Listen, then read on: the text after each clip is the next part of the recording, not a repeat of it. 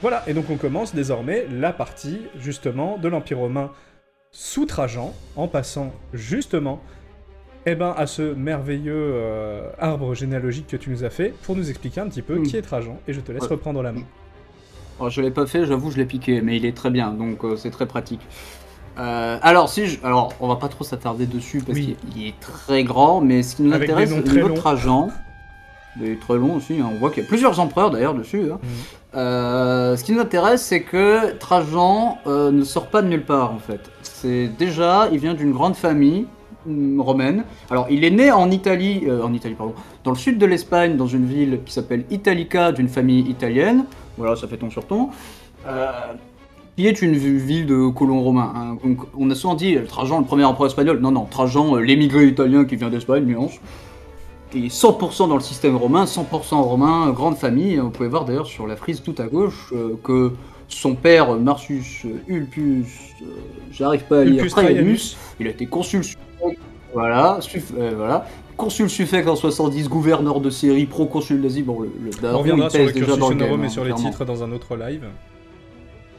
Avant que je vois mais pour faire de manière très simple, dans la logique républicaine et impériale, quand vous étiez un grand membre de famille romaine, vous faisiez ce qu'on appelle le cursus honorum. En gros, c'est ta carrière au sein de la société romaine où tu passais par quasiment toutes les magistratures. À l'époque de la République, le summum c'était atteint de consul. Le summum c'est consul honoraire, hein, du coup ça n'a pas trop changé en soi. Donc ça c'est resté. On fera beaucoup de choses à nos directs. Oui, salut mon Jojo. Dans d'autres directs. Et c'est pratique, la monarchie de droit divin, ça n'existe pas encore, la monarchie de droit divin à ce moment-là. Même si on a tendance, les empereurs se mettent souvent sous la protection d'un dieu. Ça dépend de l'empereur en fait, hein, ça change d'un à l'autre. Ça dépend de la mode en fait du moment, tout simplement. Hein, clairement, c'est un moment il y a des dieux qui ont plus la cote que d'autres. Le dieu des grenouilles. Aurélien, c'était le dieu du soleil par exemple. Bon voilà. Trajan, ça va être Jupiter en vrai, mais c'est le Sénat qui va le faire. Donc Trajan, on ne sait pas grand chose de sa vie.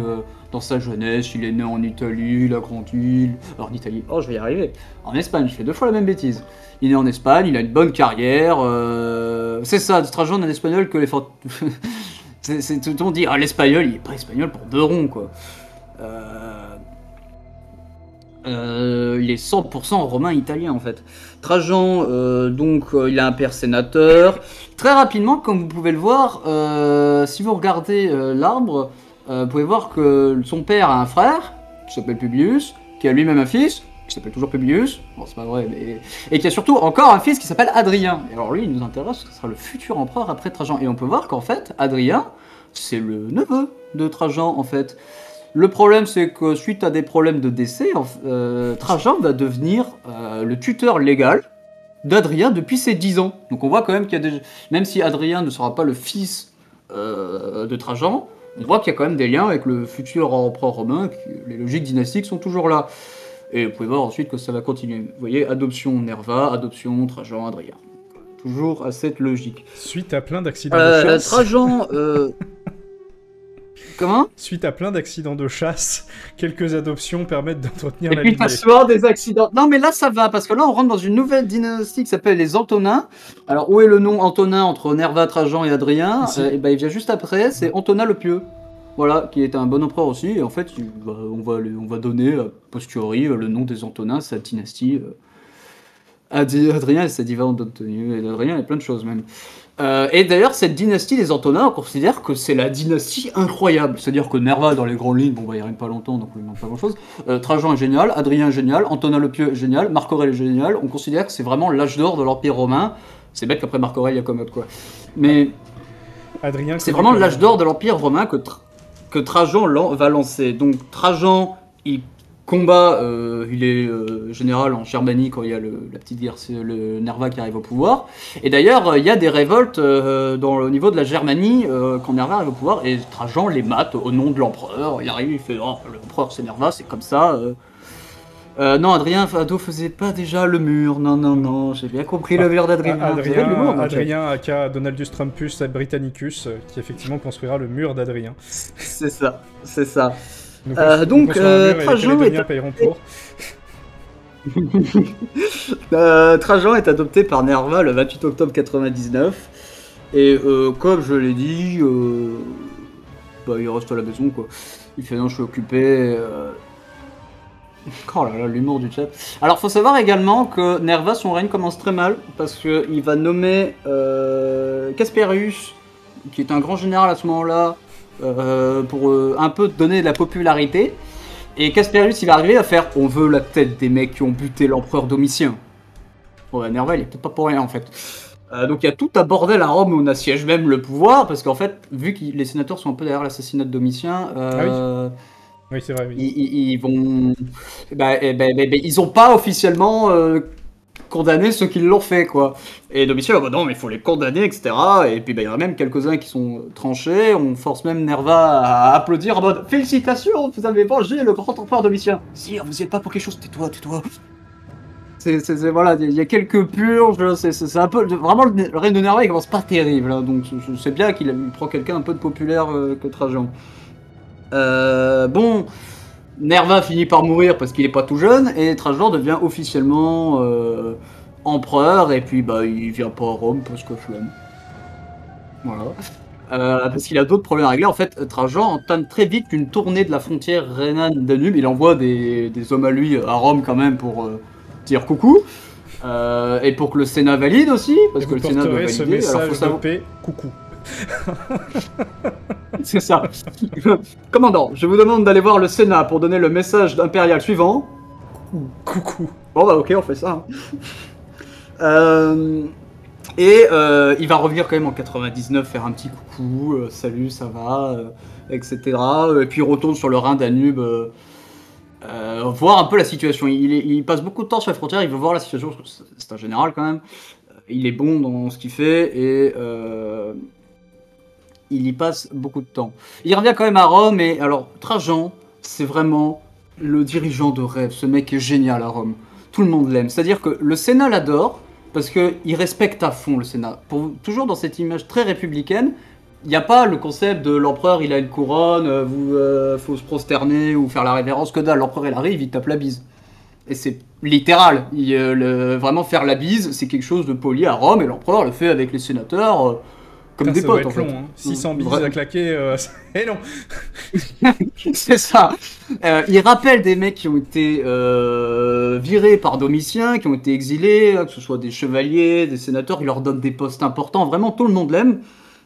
Pline l'Ancien, par exemple, qui est un sénateur assez connu et qui est une source historique qui nous est utile pour bien connaître le règne de Trajan, qui écrit beaucoup sur Trajan. Il est en mode, mais quel homme, c'est l'un des nôtres. Bon, Pline en même temps, il dit que c'est l'un des nôtres, mais bon, étant donné qu'il n'est pas soumis aux lois, ce sont les lois qui lui sont subordonnées, donc il n'y en a qu'un qui commande en vrai, mais voilà. Donc Trajan est très aimé du Sénat. Trajan est très aimé du peuple aussi. Non, Pline l'Ancien, il est pas mort avec le Vésuve. C'est un autre qui est mort, mais je sais plus lequel. Je vois duquel tu parles, mais j'ai plus son nom en tête. Donc il est aimé même des couches populaires parce que Trajan construit énormément, donne énormément. Ouais, peut-être Pline le Jeune. J'ai plus en tête qui c'est exactement. Mais il y en a un qui est mort, je vois très bien de qui tu parles, qui était un très bon ami de Titus. Vraiment, Titus, mauvaise vie, le pauvre. Son meilleur pote est mort. C'est bien Pline l'Ancien, pardon, je coupe, hein, mais c'est bien, la mort de Pline l'Ancien est un événement survenu sur une plage du golfe de Naples durant une éruption volcanique du Vésuve, resté célèbre en l'an 79. C'est plus. Donc c'est l'Ancien qui crève et c'est le jeune qui survivra. Bon c'est le jeune, autant pour moi. C'est logique, j'ai confondu les deux Plines. J'ai deux Plines, en même temps ils s'appellent tous Plines, c'est pas facile. Hein. Heureusement qu'ils s'appellent pas tous Caius. Hein. Voilà, donc Pline le jeune, autant pour moi, désolé. Pline de Kilotienne, donc, voilà. Voilà. Donc, et il se fait aimer de tout le monde, parce que, il se fait aimer des sénateurs parce qu'il est vraiment... il leur demande leur avis, etc. Toujours dans cette logique très républicaine, hein. On gouverne avec le Sénat. On est au-dessus, mais on gouverne quand même avec eux. Donc la haute aristocratie l'aime bien, il rappelle, il leur donne des bons postes, etc. Le bas peuple l'aime bien, parce que il fait des dons, en fait, hein, il fait des cadeaux, il donne même beaucoup, en fait, pour les pauvres, des distributions de nourriture, entre autres, et il construit beaucoup. Tu peux mettre la prochaine diapo, du coup, s'il y a bien une chose qui est connue, c'est le forum de Trajan en termes de... C'est le forum de Trajan. Trajan met la fameuse loi dont j'avais parlé que un tiers des biens doivent être en Italie. il construit ce fameux forum de Trajan. Donc je vous ai mis 2 images ici, une en fond, c'est pour vous voyez le forum qui se trouve à droite du coup, une au-dessus, une de vue d'au-dessus du plan. Du forum qui est très grand, qui est merveilleux, et dont aujourd'hui il nous reste malheureusement que la colonne et le marché. Si vous regardez sur le plan, c'est écrit Market of Trajan. Je vais me permettre de du coup le détailler un petit peu. On a le marché qui est situé ici au nord, dans cette zone-là. Vous avez ensuite des bibliothèques qui sont ici. Voilà. Ça c'est quoi? C'est la colonne Non, c'est quoi? C'est la colonne qui est cachée ici tout à gauche et on voit pas tout à fait. Tout à gauche avec une grosse flèche qui pointe dessus. Oui, c'est la colonne. Pardon. C'est vrai qu'on voit pas le. Okay. C'est la colonne. C'est la colonne. Ici, vous avez une sculpture équestre de Trajan, voilà, qui rappelle que c'est un général, quoi, et que du coup les généraux ils sont à chevaux. Voilà, rigolo. Portico, je suppose que ça veut dire portique. Ou alors je suis une merde et je ne comprends plus. Non, c'est le nom des couloirs qui sont sur les côtés en fait. D'accord. Donc c'est le nom des couloirs qui permettent en fait d'entrer, je suppose, sur le forum, vu qu'on voit qu'ici il y a une espèce de porte. En fait c'est ouvert d'un peu partout. Hein, donc, d'accord. On peut rentrer un peu comme on veut. Mais... D'accord. Oui. Bref. Et alors c'est quoi des exédéras? Des renfoncements en fait sur les côtés tout simplement. Okay. On pourrait faire toutes sortes de choses. Le plus important dans les forums, c'était souvent la basilique en fait. Alors ouais, la basilique c'est quoi? Alors rien à voir avec les basiliques religieuses dont ils vont repiquer le nom. Les basiliques sont des grands bâtiments administratifs de Rome. En fait, toute la vie se fait dans les basiliques. C'est-à-dire qu'on y fait ça sert de tribunaux, on y fait des jugements, on y fait de la vie administrative. En fait, c'est des immenses bâtiments, donc il reste pas grand-chose malheureusement. Il y a plein. Le problème de le forum de Rome, c'est qu'il reste souvent les bases avec 2 colonnes, mais il reste pas grand-chose à part ça. Sauf le marché de Trajan, c'est l'un des ruines romaines les mieux conservées actuellement à Rome, parce que il reste concrètement une bonne partie du bâtiment qui est encore là. Ça et la colonne. Et la colonne qui est merveilleuse pour les historiens, parce qu'en fait, elle explique toute une série de guerres dont on va parler plus tard. Okay. Mais les basiliques, en fait, sont des grands bâtiments administratifs où on peut faire servir de tribunal, des jugements. Alors, c'est un peu la tela novella de l'époque, hein, clairement. C'est parce que souvent, il y a des procès en chaîne. Et alors, faut pas rater. Hein. Tu peux même te faire un planning. Il y a Caius qui va être jugé. Oh, faut que je vois ça. Et souvent, il y avait des petits mecs qui traînaient autour des basiliques qu'on pouvait payer pour faire de faux témoignages. Il y a des business incroyables qui sont là-bas. Mais c'est vraiment le cœur de la vie politique romaine. Les basiliques sont très importants. Le forum général, hein, c'est le cœur de la vie politique romaine. C'est là où on trouve le Sénat. D'ailleurs, là, Merci aux familles nobles qui ont développé les vieux bâtiments romains pour se fortifier. Pas seulement en fait à Rome, on va beaucoup utiliser, et puis même d'une manière générale, utiliser en fait les pierres pour les réutiliser dans d'autres bâtiments. Simplement. C'est à cause d'elle, le mythe de la Lorica Segmentata pour tous les légionnaires, la colonne. On en parlera. Mais vous avez aussi... un peu, mais pas que. Vous avez aussi du coup la Et après, pour ça, il y aura le fait du spectacle au Colisée. En vrai, c'est souvent des professionnels qui ont Colisée. D'ailleurs, pour parler justement un peu de Colisée, faisons un peu la fête et vous montrons à quel point ça pouvait être une dinguerie ce qu'on faisait au Colisée. C'est que Trajan... la 5e colonne, alors, juste en profite, si vous Trajan... Attends, je me permets juste, si vous voulez voir, pour ceux qui l'auraient pas vu et qui étaient focus sur le plan, à droite vous avez vraiment une représentation de ce à quoi représenterait ressembler le forum vu de dessus. Voilà. C'est ça. Donc, si vous aimez la teuf, ça tombe bien, à Rome on l'a fait tout le temps, surtout au Colisée. Certains ont dit que c'était Hollywood de l'époque, je te le fais pas dire. Trajan va construire des thermes, parce que construire des thermes c'est la classe, et surtout quand tu les construis 3 fois plus grands que ceux de Titus. Et pour fêter l'inauguration de ces thermes en 112, Trajan organise 117 jours de fête non-stop à Rome, avec près de 8000 gladiateurs au Colisée et 10 000 animaux sauvages. Là, teuf! Voilà, pour l'expression du pain et des jeux n'a jamais été aussi vrai qu'à ce moment-là. Et hop, une extinction les Romains, quand ils voulaient faire la fête. Et hop là! Les lions, finito. Les éléphants, finito. C'est ça. Oui, non, mais la réutilisation des pierres est très courante. C'est pas juste à Rome. Vous voulez un exemple tout bête? Le palais des Tuileries à Paris qui a été cramé, les pierres qui restaient ont été réutilisées dans des bâtiments à droite et à gauche. Simplement. C'est vraiment... Ouais, ce bordel en ville, comme tu dis. Trajan également fait construire un aqueduc de 60 km, qui est achevé en 109, l'Aqua Traianus, et dont j'arrive où il se fait aimer des pauvres, c'est qu'il va sur la rive droite du Tibre, qui est les quartiers pauvres de Rome. Donc attendez, un empereur qui s'intéresse aux pauvres, c'est incroyable. Donc les pauvres, bon bah check, le Sénat, check, le peuple de Rome d'une manière générale, check, le cirque Maxime qui a un incendie, bon bah Trajan le fait reconstruire également avec des belles pierres, ce qui fait qu'il fait près de 150 000 à 200 000 personnes qui pouvaient y aller. La dinguerie quand même. Légalement organise des batailles navales. Hein, dans les fameux, t'en as parlé un peu plus tôt, mais dans des stades justement, parce que c'est rigolo, dont un qui a été retrouvé proche du Vatican, hein, on sait que ça se faisait à peu près là-bas. Trajan également, chaud pour faire des cadeaux, il annule les dettes du fisc. Alors oui, le fisc, c'est pas nouveau, mesdames et messieurs, c'est une invention romaine, c'est fiscus hein, en latin. Voilà, ça vient de là, le système des impôts romains, bah, c'était le fisc. Il y a des choses qui changent pas. Et par exemple, il arrive, il fait, vous aviez des dettes auprès du fisc, j'annule tout. Il n'y a pas de problème. Il met en place l'alimenta, donc je t'invite à mettre la prochaine diapo, c'est ce qui est représenté dessus.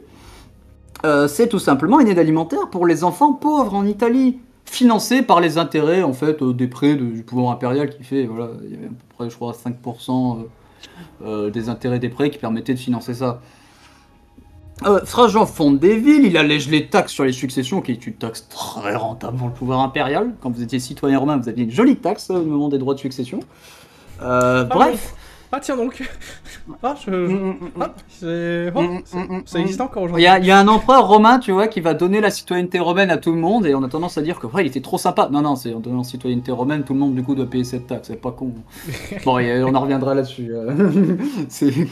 On y reviendra là-dessus sur le petit édit de Caracalla. Mais il y a un peu de ça en vrai. Il y a un peu de ça. Ça fait plus de gens que je peux taxer. Donc voilà, beaucoup de concepts qui existent aujourd'hui dans le monde occidental, moi, sont beaucoup inspirés de l'Empire romain. Il y a vraiment des choses qui n'ont pas changé. C'est dans les vieux pots qu'on fait les meilleures soupes. Hein.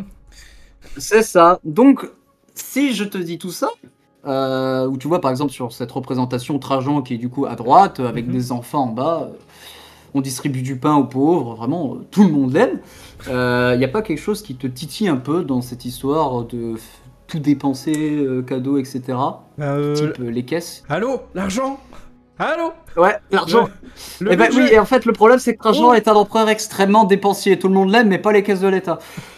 Déjà le fisc, j'ai annulé toutes les dettes. Combien? J'allais la faire, putain, je suis en train de prendre de la fille. Vraiment, le problème c'est que Trajan, qu'est-ce qu'il va faire? Il va aller faire la guerre. Il faut bien renforcer un peu les caisses. Et c'est une des choses pour lesquelles il est plus connu. Les guerres en Dacie. Tu peux mettre le prochain diapo. Alors les guerres en Dacie. C'est l'État qui paye, oui. C'est l'État qui paye. El famoso État. El famoso État qui paye.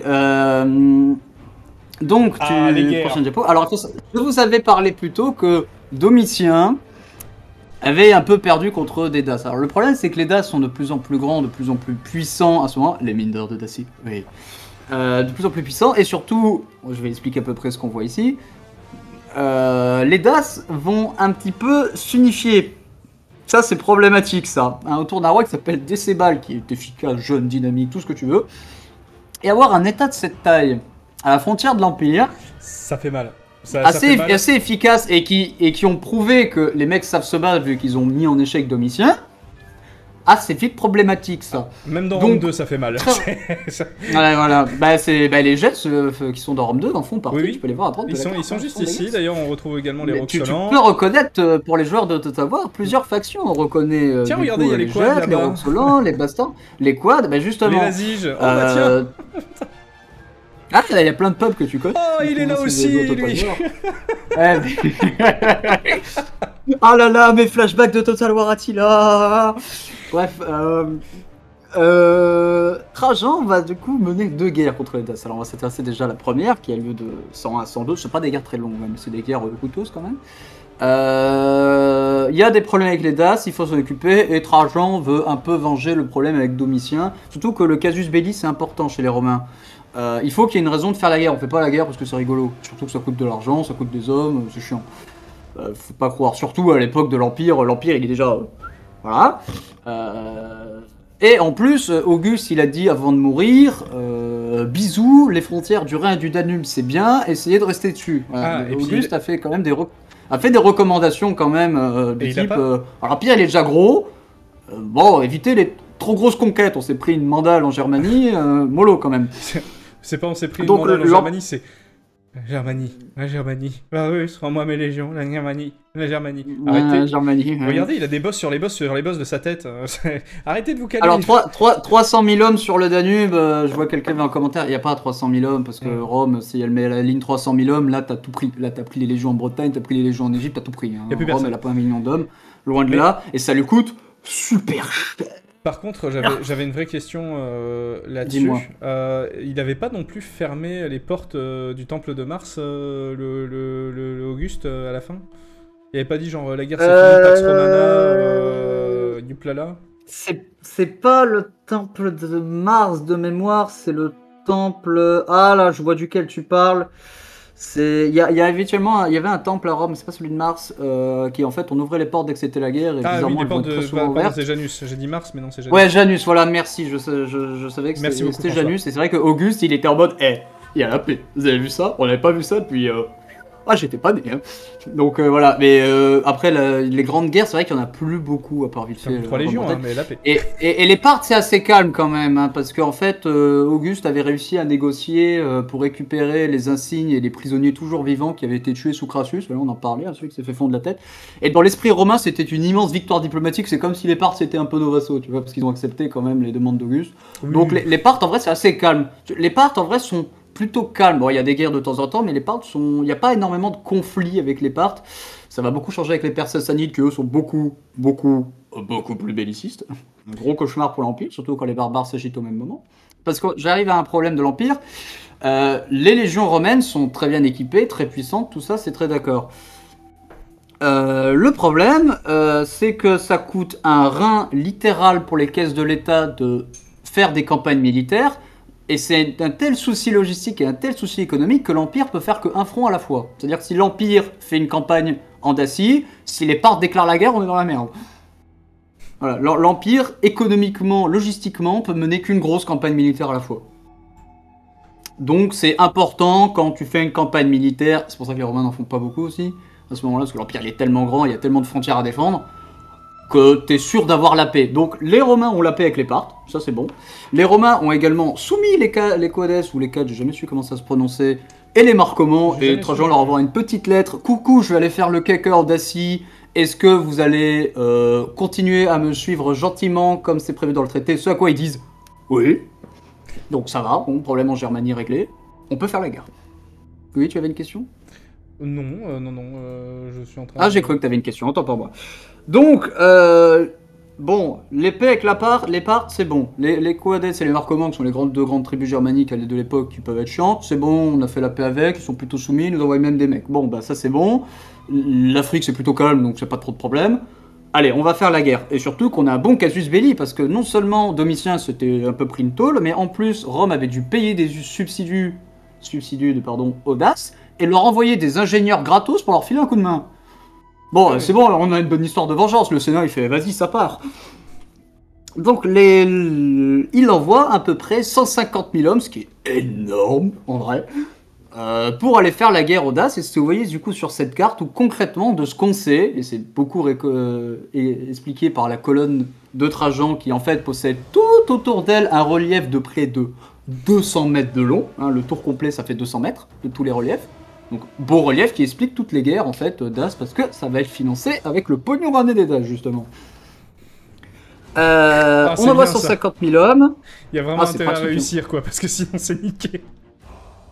Ouais, je vois que quelqu'un dise que les Parthes sont un peu en temps d'axe sous Trajan, et oui, on va revenir après. Donc, il envoie 2 trucs, et ça se passe pas trop mal, en vrai. Les Daces alignent quand même un bon 40 000 hommes assez efficaces, on estime, hein, les chiffres sont pas clairs, hein, ça va de 300 000 à 30 000. Bon, on a décidé que ça allait être 40 000 selon les historiens. 2 guerriers, par contre, hein.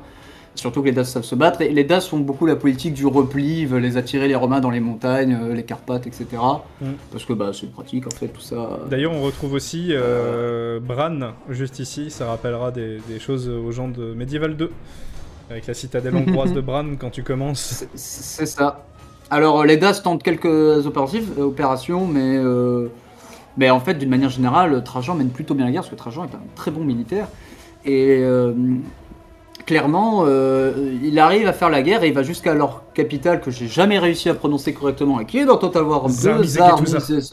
Voilà, merci. Mais il leur met le siège, c'est compliqué, c'est l'hiver. En vrai, en même temps, après Jésus-Christ, en face, la Légion est quasi invincible. Pas tant que ça, en fait, parce qu'en fait, il n'arrive pas à faire une victoire décisive. Il remporte des victoires, mais il n'arrive pas à faire un truc décisif. Le siège, ça devient vite compliqué de leur capitole. Donc, Décébal tente quand même de négocier la paix, parce que, bon, bah voilà. Ouais, d'ailleurs, on voit vite que ça va être compliqué. On voit qu'il fait une belle tenaille, hein, d'ailleurs, en soi, puisqu'on voit les dates de 102, là, et il fait passer, en fait, il y a son offensive ici, l'offensive de Trajan, et on voit qu'il réussit, au final, avec les troupes qui sont à l'ouest, à les faire passer... à les faire passer par Berzobis pour arriver ensemble vers Sarmize et Ketouza. C'est ça, ouais, Trajan, ah oui, pour reprendre ce qu'un commentaire qu'a vu, oui, les légions en face à face, à ce moment-là, c'est compliqué de les battre, surtout quand il débarque avec beaucoup. Sachant que Trajan, j'en ai pas parlé beaucoup, mais il vient avec, entre guillemets, 2 grosses armées. Enfin oui, vous pouvez voir sur la carte que de ce qu'on sait, il y aurait une double offensive pour diviser les forces d'os, donc très malin le Trajan. Mais surtout, il y a les légionnaires et il y a également les auxiliaires. Les légionnaires, donc citoyens romains, prophètes, etc. Auxiliaires sont les pérégrins, ce sont ceux qui n'ont pas la citoyenneté romaine, mais en réalité, ils sont aussi bien équipés, très efficaces, faut pas croire. D'accord. Donc, il y a environ 75 000 légionnaires, 75 000 auxiliaires, ouais, on le voit. D'ailleurs, regardez, c'est incroyable parce que vous avez la flotte romaine qui est déployée pile poil, justement dans la zone que Trajan n'attaque pas, et où les Daces vont faire un assaut durant l'hiver de 101 à 102. Et donc ça veut dire que littéralement c'est la flotte romaine qui, alliée justement aux forts légionnaires romains et aux forts auxiliaires et aux bases des flottes romaines, va réussir à contrer en fait cette offensive. C'est ça avec le droit latin, oui, pour répondre à une question. Donc, d'une manière générale, la guerre en fait est une victoire, mais c'est pas un succès définitif, et surtout que Décébal tente de négocier parce qu'il sait très bien que s'il capitule, en fait, il veut pas capituler. Il y a une chance sur 2 que lui et toute sa capitale soient massacrés par les Romains parce que c'est quelque chose que les mecs maîtrisent clairement. Et Décébal a également des alliés, c'est ce qu'on voit un peu, il a les Roxolans, les Jets avec lui, il a quand même des alliés, donc il y a quand même une guerre, victoire romaine à la fin, mais c'est pas la capitulation. Ouais. Donc le traité de paix qui a lieu à ce moment-là, les Romains repoussent du coup la frontière complètement jusqu'au Danube, hein, c'est ce qu'on voit à droite au niveau des Jets, là c'est bon, le Danube est sous contrôle, même les Romains ont le droit de construire des forts et occupent une bonne partie de la Valaquie, donc c'est ce qu'il y a au sud des montagnes, hein, c'est entre la frontière romaine et au sud des montagnes. D'accord, donc cette partie-là c'est la Valaquie en fait. Donc ça ici, cette région-là qui est juste avant les montagnes, qui est donc au sud, qui appartiendrait à la Dacie, donc va appartenir... C'est pour ça qu'il y a les différentes portes ou les différentes passes, j'imagine, qui sont montrées aussi. C'est les passes dans les montagnes, parce qu'en fait, il faut vraiment passer par des passes. Ça peut être un peu compliqué, les Daces jouent là-dessus. On s'en rappelle bien dans Rome 2. Oui. Les Romains construisent des forts, les Romains ont le droit d'ailleurs de stationner des troupes autour de la capitale Dace, qui sont pas réussi à prendre du coup. Bon, c'est une victoire, mais bof, quoi. Trajan, il est un peu dégoûté sur les bords. Il aurait aimé avoir une... Surtout que, bon, il y avait la logique de faut se venger du la guerre juste, qui est une très grande logique romaine, faut se venger pour Domitien. Faut aussi que j'étale un petit peu mon pouvoir d'impérateur quand même, parce qu'une bonne guerre... Bon, tu fais une grande victoire, tout le monde dit putain, t'es un champion après, quoi. Donc, c'est toujours très bon pour les affaires, c'est une bonne victoire, guerre. mais en demi-teinte, en fait. Ouais, c'est un peu en demi-teinte. Il est pas ultra fier. Et très rapidement, Trajan, il pense à... On en refait une. Donc les Romains construisent par exemple un pont sur le Danube, un gros pont. Hein. Trajan, il veut son Alésia. Ouais, c'est à peu près ça. C'est sa première guerre du Golfe. Un truc qui dit, j'ai gagné. Deuxième. Trajan, il veut une victoire totale. Il est un peu en mode, il faut qu'on gagne, il faut qu'on soit efficace, il faut que je puisse rentrer. Bon, il fait quand même un triomphe en rentrant, parce qu'il faut pas déconner, mais... donc les Romains sont boditotes, ils récupèrent les otages, ils ont le droit de détruire des forts, certains forts d'As sont détruits, c'est plutôt quand même une victoire. Mais Trajan veut ça mange 2, donc on voit très rapidement qu'il prépare 3 ans après, hein, très peu de temps après. Hein, y a la première guerre des Daces c'est 100 à 102, la deuxième c'est 105 106, tu vois, donc il n'y a pas une grande distance entre les deux. Tu sens qu'il prépare des camps, etc. Et Décébal, il voit la connerie arriver très rapidement, il fait bon, bah Trajan, il va venir me péter la gueule. Décébal tente de renégocier des alliances avec ses potes, hein, et ses potes lui disent bof. Il essaie même de négocier une alliance avec les Parthes, hein, parce qu'il voit la connerie arriver, et il s'est dit il faut que je sois plus rapide que Trajan, parce que on a vu Trajan, il a eu le temps de préparer sa guerre digne de ce nom. Il se dit si je suis plus rapide qu'eux, on peut les prendre de court. Et en vrai, il a raison.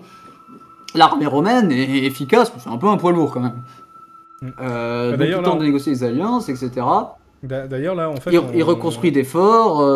On voit qu'il n'y a plus rien qui passe, parce que sur la première guerre que tu avais montré, je sais pas si je peux revenir en arrière. Si.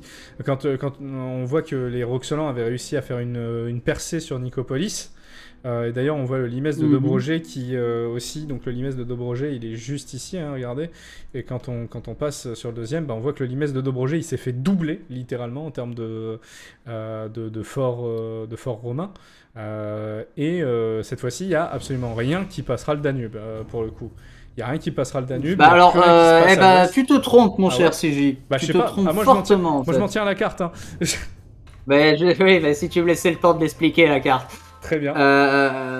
En fait, c'est pas entièrement vrai. C'est-à-dire que Décébal, malin, attaque en premier, clairement, avant même que Trajan il ait pu faire sa guerre. Il attaque, il assaut, il pille. La plupart des corps romains qui sont présents sur place se prennent une soufflante. D'accord. Les mecs, ils voient des Daces enragés d'avoir nulle part. C'est clairement, ça se passe mal au début. Bon, alors pour Trajan, c'est bon, le casus belli est tout fait. Il reçoit à Rome les news que les Daces sont attaqués en premier. La carte est fausse, l'opération spéciale romaine est un échec total. Il reçoit les news, il arrive au Sénat, il fait c'est eux qui nous attaquent, c'est là, il fait vas-y, banco.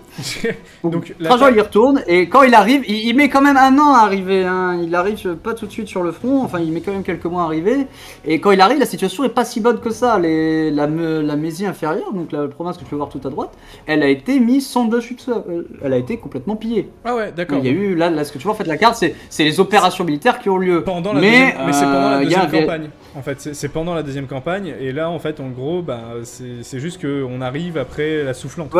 C'est ça ? C'est ça, ouais, c'est ça. D'ailleurs, tu peux voir printemps 105 offensive DAS, tu vois à peu près où les DAS ont fait une offensive. Je peux te garantir que là, ils ont fait une offensive, les mecs sont sortis passer. Ils ont même réussi à capturer un gouverneur local romain, et ils ont tenté de faire de l'extorsion à Trajan là-dessus. On a un otage et tout. Bon, le mec s'est suicidé. Comme ça, t'as un otage, et paf, t'en as plus. Alors, les Romains ils ont fait ah ouais. Tu dis quoi là maintenant? Et puis c'est l'échec critique hein, Et Trajan par contre il en a marre, hein. Je vous ai dit qu'avant il a ramené 150 000 hommes, il en a ramené 190 000. Il a fait c'est bon, j'en ai marre. Surtout que les Daces, je vous ai dit avant ils étaient 40 000. Bon, ils sont plus que 8 000 là en fait, parce qu'aucun de leurs alliés veut les suivre. Ils ont fait bon, c'est fou toi. Dès que Trajan ramène ses légions, les peu qui étaient encore là, ils font oh on est michonne. Bah ouais, on voit que pour le coup là, même si les Romains passent pas par le territoire des Laziges, des Buries, des Théorisci et des Albocens, c'est un peu free party s'ils ont envie d'y passer quoi. Pareil, on voit qu'ils passent par chez les Gètes et les Roxolans, et visiblement il n'y a pas l'air d'y avoir de grosses. Les Gètes et les Roxolans concrètement ils font la soumission à Rome, vous savez. Donc voilà, et d'ailleurs si tu compares les deux cartes, tu vois que les Romains vont beaucoup plus loin, tu vois même voilà, les mecs vont complètement en fait gagner cette fois. Même tu vois alors faut pas croire tu vois une seule offensive qui est celle du printemps 105, c'est-à-dire qu'après ça les mecs font plus d'offensive. C'est ça. À part le début où clairement les Daces mettent la misère, très rapidement, par contre faut pas croire, mais ça se voit pas forcément avec une carte, mais Décébal perdu pour perdu, et comprenant que s'il capitule il va se faire laminer avec lui et toute sa famille, il se bat jusqu'au bout. Les pertes sont terribles en fait, même pour le côté romain. Il y a une espèce de guérilla jusqu'au bout, et t'as une légion qui va réussir à rattraper Décébal au fond perdu du trou, et encercler Décébal et tous ses nobles, ils vont se suicider, donc même pas le luxe de le buter eux-mêmes. Bon, il y a un soldat romain, il y a un chevalier qui va ramener la tête à Trajan Décébal, et Trajan il va la voir, il va faire « Oh t'es merveilleux, je double ton salaire ». Enfin, il va lui donner une promotion, en vrai il était trop content. Mais c'est pas une guerre facile non plus, même si c'est pas vraiment une difficulté digne de ce nom pour les Romains, hein. On est loin des guerres puniques où les Romains crachaient du sang, ou d'autres guerres où il y a des grosses fêtes, il n'y a pas de grandes défaites romaines, il y a des victoires, mais les pertes quand même sont présentes. Parce qu'en plus ça va durer juste une année, hein, je viens de calculer, mais ouais, c'est 105 à 106. L'autre, c'était quoi? Ouais, en plus, c'est l'hiver qui passe, et l'hiver dans les montagnes d'As, c'est pas la joie, quoi. Ouais, l'autre, donc, il y a un siège, on prend la capitale d'As, et on la rase. Voilà. D'ailleurs, les Romains vont raser la plupart des forteresses d'As et des villes d'As pour en fait, vu qu'elles sont dans les montagnes, vu que c'est chiant au cas où il y a une révolte, on va beaucoup dépeupler les montagnes et on va déplacer les populations. Oui, c'est un bon terme. Dans les plaines, voilà, où on va construire des nouvelles villes romaines. Ce qui fait que la présence romaine est très présente hein, quand même, hein, faut pas croire. Hein. Oui, et ça va être même tellement efficace. Ça va être tellement efficace la présence romaine et le déplacement des populations que non seulement la religion d'As va être rayée de la carte, pas sans faire exprès, hein, les Romains font pas exprès, mais genre la religion d'As elle va disparaître en 30 ans. Rayée de la carte. Que aujourd'hui toujours en Roumanie, on parle latin, une langue latine. Il va y avoir 200 ans d'occupation romaine en... Oui, contre 9, Trajan n'a pas fait dans la demi-mesure, effectivement. Oui, mais cette fois-ci, vous les gagnez, quoi. Présence romaine en 200 ans. Et une grosse romanisation qui n'est pas faite exprès, parce que les Romains, il faut savoir qu'ils n'ont jamais cherché à romaniser. Ça se faisait tout seul. Il n'y a vraiment jamais eu une politique publique de on va romaniser la population, jamais. Est-ce qu'il y a vraiment des politiques publiques ça va énormément fonctionner. Ouais, des fois, genre donner la citoyenneté à tout le monde pour pouvoir avoir des impôts. Il y a des politiques, des fois romaines, mais... Oh, Caracalla, le jour où on va faire un live dessus, il va prendre... Mais si on continue, c'est le prochain. Si on continue comme ça, c'est littéralement le prochain, on parle de Caracalla. Vous êtes teasé. Voilà, à vous de aimer, mais je suis content parce que je vois que c'est assez constant les gens qui nous suivent. Ouais. Ça va très bien fonctionner sans faire exprès, la romanisation en Dacie, et Trajan crée des provinces. Hein. On annexe la Dacie, digne de ce nom, et puis surtout on récupère les mines. Ah, l'argent! Tu crois que le forum de Trajan, toutes les constructions qu'on a parlé avant, elles sortent d'où? On ramène, je t'ai trouvé un chiffre, on ramène 103,6 tonnes d'or. Le double d'argent et 1,5 million... 0,5 million de prisonniers, voilà. Ok. Ce est rentable énorme. Et surtout, qu'il y a plein de mines en Dacie, donc c'est très rentable. Et le Danube et la Dacie de manière générale prend une importance importante dans la défense de l'Empire romain. C'est-à-dire que, pour donner une idée à quel point ça prend de l'importance cette zone dans la défense, en Germanie avant, il y avait 8 légions, il n'y en a plus que 4 après ça. Tandis que dans la zone Danube-Dacie, il y a 11 légions qui sont présentes. Ah ouais. Voilà, ouais, et après ça, les finances publiques sont au beau fixe. Ouais, voilà, on veut pas perdre la zone, voilà. Quoi, c'est bien. C'est surtout que la défense, ça va plus se passer là. Genre Trajan, déjà, il rentre,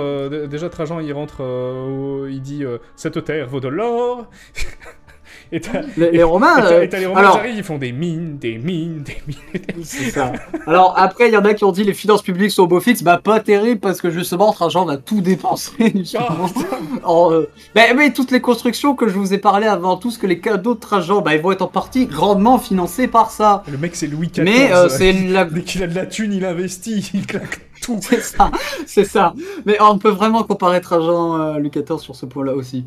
Mais pourquoi l'avoir abandonné alors que les montagnes des Carpates, j'y répondrai du coup plus tard, tu peux noter cette question. Parce que les Romains savent pas se battre dans des montagnes, mais je la note. Donc voilà, la conquête de la Dacie, c'est le grand événement du règne de Trajan, ça et son forum. Concrètement, c'est souvent le forum de Trajan et les guerres contre les Daces qu'on retient de Trajan. Mais c'est pas tout, parce que Trajan, il a un peu la folie des grandeurs, et tu peux passer à la dernière diapo qui va permettre de nous finir un peu tout ça. Donovitz qui dit juste, faut sécuriser leur Trajan.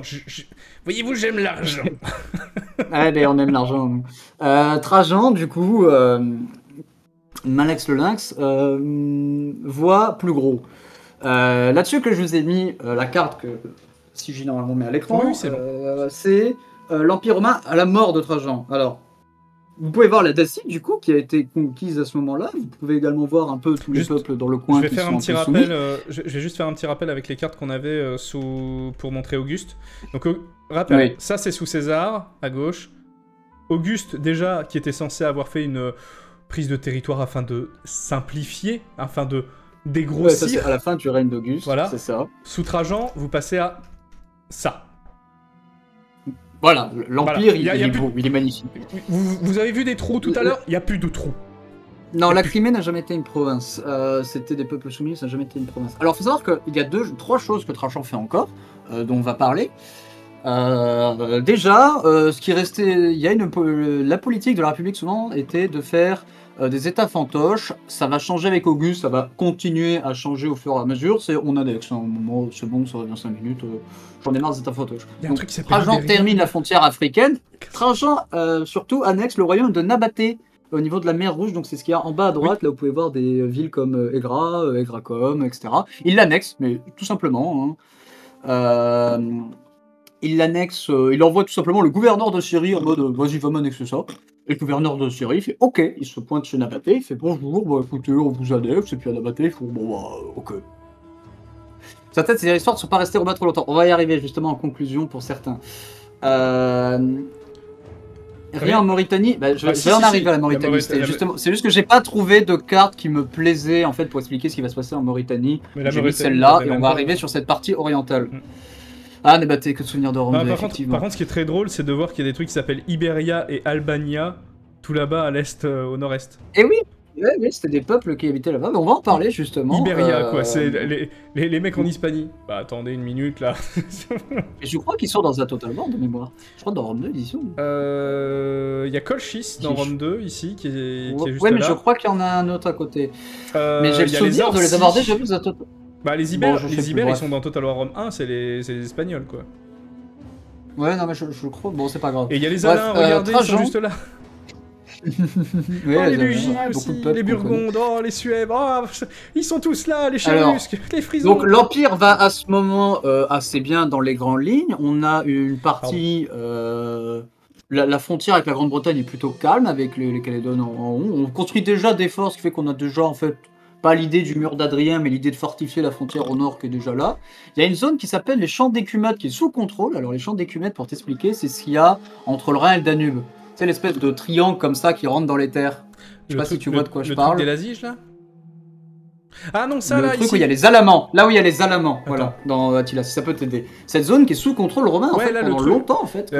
Donc la partie qui va de Rhaetia Noricum jusqu'à, on remonte jusqu'à Mogontiacum environ, enfin vers Colonia. Jusqu'à Argento, ouais, la partie entre Rhaetia Noricum et Argento. En fait c'est celle qui est surlignée. Si je dis pas de conneries, c'est Strasbourg d'ailleurs. Ouais, c'est celle qui est surlignée en rouge foncé là, en gros. Ouais, c'est celle où il y a une couche foncée qui sont des zones un peu fortifiées quand même, parce que c'est souvent là qu'il y a des problèmes, parce qu'il n'y a pas le Rhin du coup ni le Danube pour protéger cet endroit-là, mais c'est une partie que les Romains contrôlent en fait, tout simplement. Il y a les Marcomanns, c'est normal qu'il y ait des problèmes.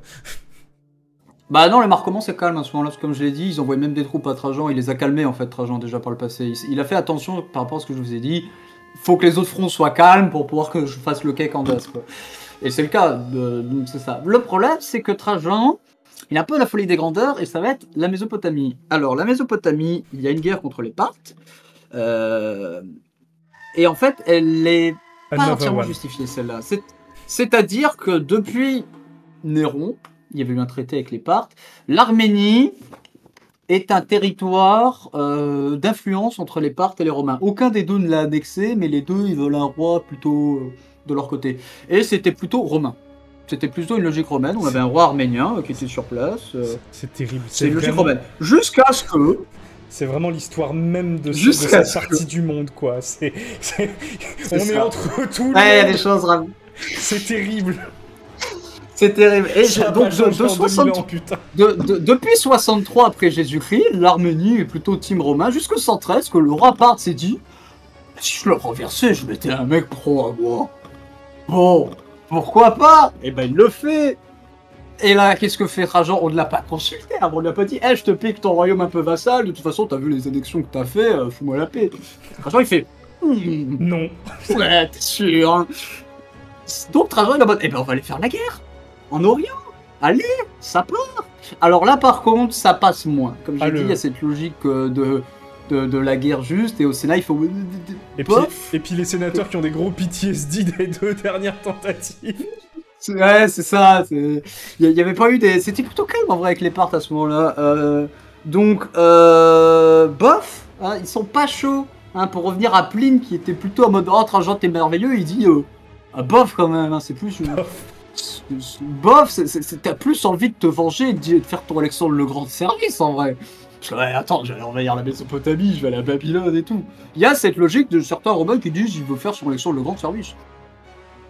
Est-ce que juste c'est un vieux prétexte? Bref, c'est pas la guerre, elle est pas aussi soutenue que les autres. Hein. Autant les Daces, on avait trouvé un casus belli qui était valide pour la première et la deuxième. Bon bah, ils nous avaient carrément donné un casus belli. Là, bof. Donc Trajan se rend à Antioche. Donc c'est une guerre qui va durer en gros de 113 à 116. Il se rend à Antioche, il arrive en 114, il met déjà un an, il est arrivé quand même sur place. Et il reçoit même un prince arménien qui lui dit mais moi je suis avec toi, voilà, tu me remets sur le trône, l'Arménie est de nouveau avec vous. Ce à quoi Trajan lui dit non. Ah non, maintenant je vais annexer l'Arménie. Le mec il lui a dit, il lui a dit on peut pas vous faire confiance, ta gueule. Non mais Trajan répond littéralement non. Ton pays je l'annexe. Tu prends Jacques la fripouille, il fait non. Littéralement. Et Trajan, du coup, envoie ses légions et il y va en Arménie, et puis il annexe le patelin, quoi. Il fait non, on en fait une preuve, c'est tout, c'est ce que tu vois là. C'est pour ça que l'Arménie, c'est écrit Rome dessus. Et il va voir les peuples au nord, Iber, Albania, et Colchi et autres conneries, il leur dit soumission à Rome. Et ils font bah on va mourir sinon, donc oui. Bon, écoutez, on a vu ce que vous avez fait aux Arméniens. Ça lui prend un an, hein, concrètement. En 114, il a fini. Oh, putain. Et ensuite, qu'est-ce qu'il fait? On va lancer dans sa... Allez, c'est parti, hein, sur Babylone, hein, quitte à être lancé. Et puis Trajan se met à descendre avec ses légions toute la Mésopotamie jusqu'au golfe Persique. Tranquille. Sans déconner, tranquille. Vraiment, il y a trois batailles qui se battent vraiment que dalle. Il y en a un qui l'a mentionné un moment dans le chat, c'est qu'en fait, à ce moment-là, l'Empire parthe, il a des problèmes internes. Du coup, il est déjà pas bien. On lui dit qu'il y a les légions romaines qui débarquent. Bah il fait bah c'était sympa la vie quoi. C'était donc FF20. et pour vous dire, Trajan arrive quand même dans l'actuel Koweït, arrivé au golfe Persique, il arrive, il fait ah c'est donc ça le golfe Persique, c'est pas mal, c'est pas mal. Même le royaume local lui dit vassal de Rome, ok, pas de problème, ça marche. Bonjour. Donc il arrive, il prend Babylone. Il arrive à... Il prend même en 116 Séleucie du Tigre avec Ctésiphon.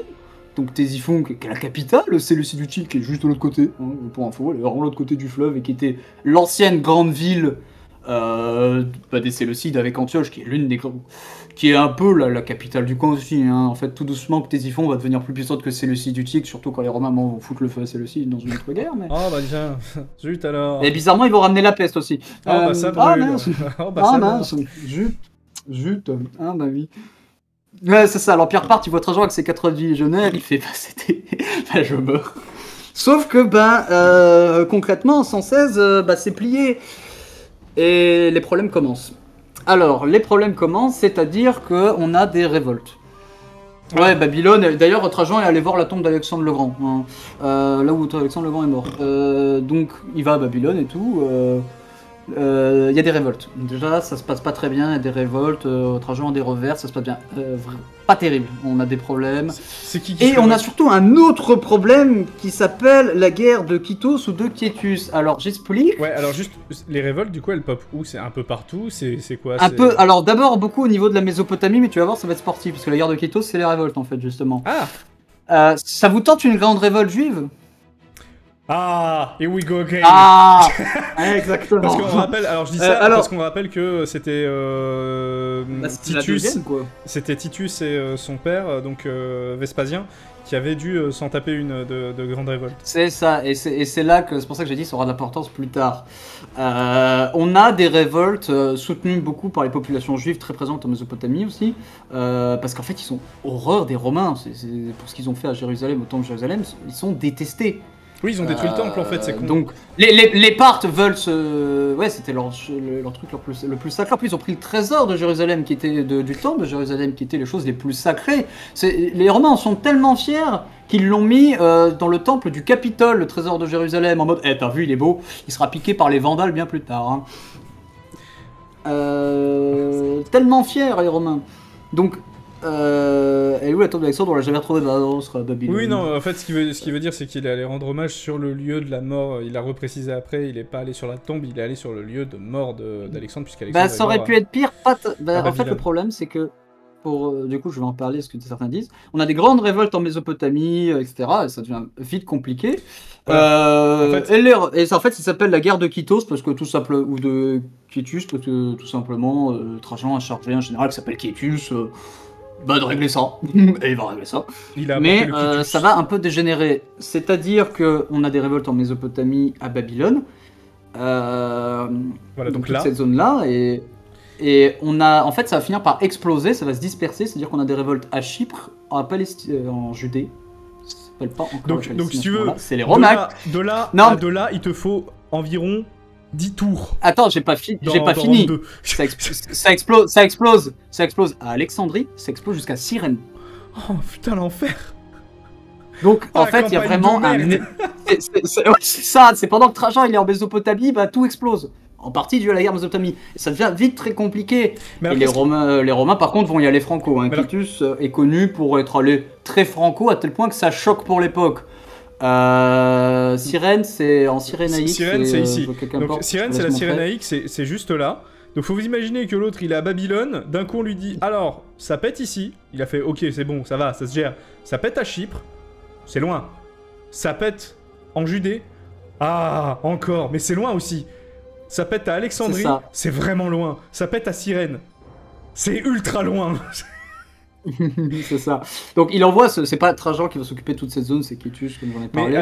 Mais ça devient vite compliqué. C'est quoi qui va provoquer ça? C'est parce que... De quoi? Bah, qu'est-ce qui provoque en fait cette La révolte? Eh ben en fait c'est absolument pas clair encore aujourd'hui pour les historiens. D'accord. Ce serait lié à la haine anti-romaine, ce serait lié à des petits courants, et ce serait lié à des problèmes religieux également. C'est vraiment pas clair parce que c'est une guerre qui est pas connue. Ça fait longtemps en fait que c'est annexé par exemple. Bah oui, mais en fait il y a des conflits entre populations juives et locaux, en partie à cause de Rome. Pour te la faire rapidement, en Égypte par exemple, les Romains vont garder un peu les systèmes. Quand ils vont annexer l'Égypte, ils vont garder un peu le système en place, mais ils vont quand même changer quelque chose, c'est que ils vont mettre le système social romain, c'est-à-dire que soit tu es citoyen, soit tu l'es pas, soit tu es esclave. Et ils vont mettre... Attends, j'arrive. Et le problème, c'est que ils vont donner la citoyenneté aux Grecs des villes. Alexandrie, par exemple, etc. Mais les Grecs des campagnes, qui sont en mode, mais pourquoi pas nous? Les Romains vont faire, on vous fait une fleur, vous avez des réductions d'impôts exceptionnelles pour vous. Voilà, ce qui en fait un peu des super notables. Et les Juifs, qui sont principalement des Grecs, souvent, et qui sont pas des Égyptiens de souche, ils se font arnaquer dans l'histoire. Donc, histoire de tester encore plus les Romains, et il y a des conflits. En gros, ça va être les citoyens grecs, si je résume bien.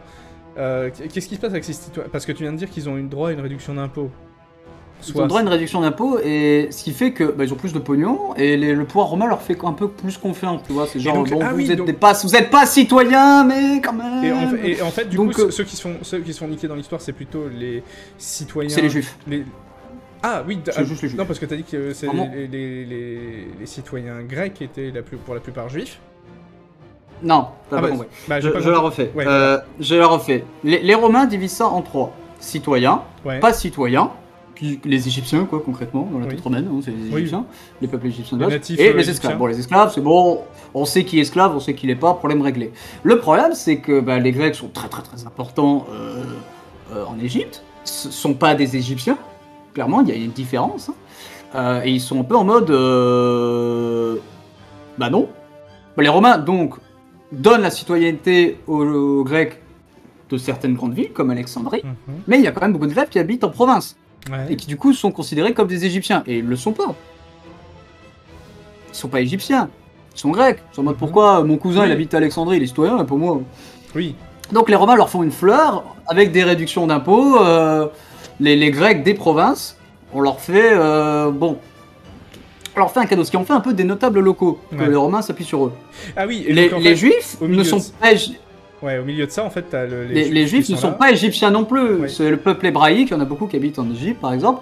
Ils sont pas grecs, ils sont pas égyptiens. Donc en fait, au final, c'est les grands perdants de l'histoire. Ils se retrouvent. C'est les grands perdants de l'histoire. Here we go again. C'est ça. Donc il y a des tensions qui existent. Il y a plein de raisons, mais c'est encore aujourd'hui pas clair. Surtout que c'est une guerre qui est pas très connue, celle-là, parce que il y a eu concrètement 3 grandes guerres de révolte juive durant l'Empire romain. Il y a la première, donc c'est la grande révolte 66-73, le temple de Jérusalem, il n'existe plus après. Il y a celle-là, 115-117, et il y en aura une autre, qui est beaucoup restée, elle, aujourd'hui, et qui pose problème jusqu'à aujourd'hui. C'est une troisième qui arrive en 135, donc pas si tard, et celle-là, les Juifs vont tellement se faire rétamer, et croyez-moi, le terme rétamer par le pouvoir romain, c'est fort, que la province de Judée est renommée Palestine pour que les Juifs, on les oublie à vie. Voilà. Oui, les Romains ont foutu la merde sur 2000 ans. Si vous saviez à quel point ça n'est pas une bonne idée. Et aujourd'hui, c'est source de conflit. C'est vraiment les Romains qui ont voulu effacer toute histoire juive à cet endroit. Et voilà, c'est que les populations juives vont quasiment disparaître de cette zone à ce moment-là. Et pour l'effacer jusqu'au bout, ils renomment la province. Pour oublier vraiment. Les Romains vont être très très vénères là-dessus. Mais et d'ailleurs, c'est laquelle? Parce qu'il y a une grande bataille.